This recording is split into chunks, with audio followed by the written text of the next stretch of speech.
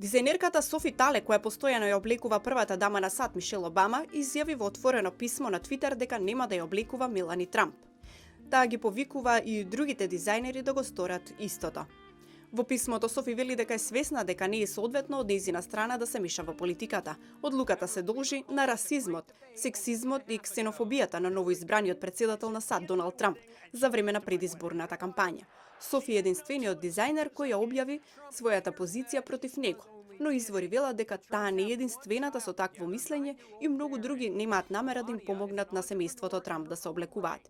Дизајнерот Каролина Херера пак коментира дека сето тоа е привремено и наскоро сите ќе ја облекуваат Мелани, бидејќи таа ќе ја представува Америка.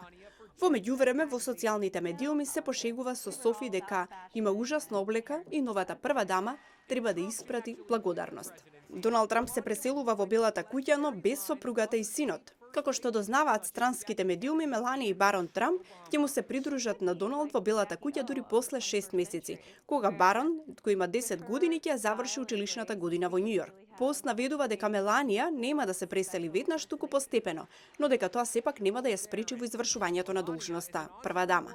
Меланија е исклучително блиска со барон, бидејќи самата кампања многу го истрошила барон, Меланија се труди сега да не му отежнува уште повеќе.